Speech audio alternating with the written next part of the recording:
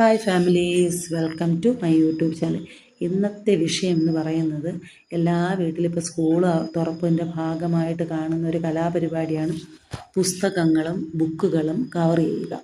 നോട്ട്ബുക്കും text ബുക്കും ഒക്കെ cover ചെയ്യുന്ന രംഗമാണ് നിങ്ങൾ ഈ കാണുന്നത്. ഇത് 10ാം ക്ലാസ്സിൽ പഠിക്കുന്ന ഒരു പയ്യൻ്റെയാണ്. അവന് ചെയ്യാവുന്നതേ ഉള്ളൂ, പക്ഷേ ഞാനിത് അവനെ കൊണ്ട് ചെയ്യിപ്പിച്ചില്ല. കാരണം ഈ ടെക്സ്റ്റ് ബുക്ക് പുതിയതല്ല, കഴിഞ്ഞ വർഷം യൂസാക്കിയ ഒരു കുട്ടിയുടെ ബുക്കാണ്. അവൻ്റെ കൂട്ടുകാരനായ തമ്പുരുവിൻ്റെ ബുക്കാണ്. ഞാൻ അവനോട് പറഞ്ഞിരുന്നു, ഇപ്രാവശ്യം സിലബസ് ഒന്നും മാറുന്നില്ല, അതുകൊണ്ട് ഇനി എനിക്ക് കൊണ്ടുവരാൻ പറഞ്ഞിരുന്നു. അവൻ അങ്ങനെ കൊണ്ടുവന്നതാണ്. ഞാൻ ടീച്ചറിനോട് വിളിച്ച് ഉറപ്പ് വരുത്തിയിരുന്നു സിലബസ് മാറുന്നുണ്ട്. അപ്പോൾ ടീച്ചർ പറഞ്ഞ് കഴിഞ്ഞ പ്രാവശ്യം മാറിയതുകൊണ്ട് ഈ പ്രാവശ്യം ഇല്ല. അങ്ങനെ ബുക്സിൻ്റെ പേജുകളെല്ലാം കീറിയതെല്ലാം ഒട്ടിച്ച് പറക്കി, പഴയ കവറെല്ലാം മാറ്റി എല്ലാം ഒട്ടിച്ച് പറക്കിയെടുക്കുക. ഇത് അവനെ ഏൽപ്പിച്ചാൽ അത് ശരിയാവത്തില്ല. കാരണം ഓൾറെഡി യൂസ്ഡ് ആക്കിയത് കൊണ്ട് തന്നെ സൂക്ഷിച്ചില്ല, എല്ലാം പിച്ച് മറിഞ്ഞ് പോകും. പിന്നെ ഒട്ടിച്ച് പറക്കിയൊക്കെ എടുക്കാൻ നമ്മളെപ്പോലെ അവന് അത്രയും ഇതില്ലല്ലോ എന്ന് വിചാരിച്ചിട്ട് ഞാൻ തന്നെ അതങ്ങ് ചെയ്തു. ഒത്തിരി നേരത്തെ സമയമായിരുന്നു വൃത്തിയാക്കലും ഒട്ടിക്കലും പറക്കലും ഒക്കെ കഴിഞ്ഞിട്ട് എല്ലാം കവർ ചെയ്തത്.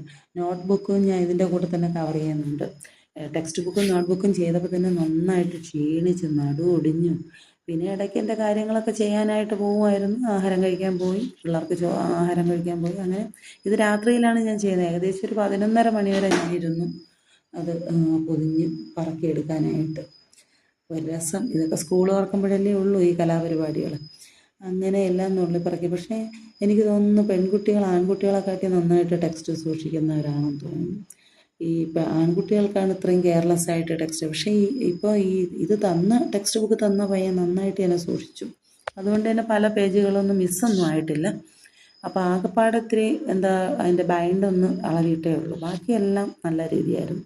അപ്പോൾ ഇതിൻ്റെ ആവശ്യമേ ഉള്ളൂ. അവരും അറിയണമല്ലോ സെക്കൻഡ് ക്വാളിറ്റി ടെക്സ്റ്റ് ബുക്ക് എന്താണ്, നമുക്ക് എന്തുകൊണ്ടാണ് വാങ്ങിച്ചത്. എനിക്കതൊരു എക്സ്പീരിയൻസ് ചെയ്യാൻ വേണ്ടിയിട്ടാണ് ഞാൻ അവനെ വാങ്ങിച്ചത്. പിന്നെ എല്ലാ വർഷവും, ഇതിപ്പോൾ 10ാം ക്ലാസ്സാണ്, ഇത്രയും വർഷവും നമ്മൾ പുതിയ ടെക്സ്റ്റ് തന്നെയാണ് വാങ്ങിച്ചത്. പിന്നെ ഇപ്രാവശ്യം എനിക്ക് തോന്നിയൊന്ന് സെക്കൻഡ് ക്വാളിറ്റി എടുക്കാം, അങ്ങനെ എടുത്തതാണ്. പിന്നെ വേറെ പാഠ്യ വിഷയത്തിന് വ്യത്യാസമൊന്നുമില്ല. സിലബസ് കഴിഞ്ഞ പ്രാവശ്യം മാറിയത് കൊണ്ട് തന്നെ ഇപ്രാവശ്യം അത് മാറുന്നില്ല. അതുകൊണ്ട് ഞാൻ ഈ ടെക്സ്റ്റുകളെല്ലാം വാങ്ങിച്ചു. പിന്നീട് ഞാൻ എന്ത് ചെയ്തു, നോട്ട്ബുക്കും കൂടെ പൊതിഞ്ഞു.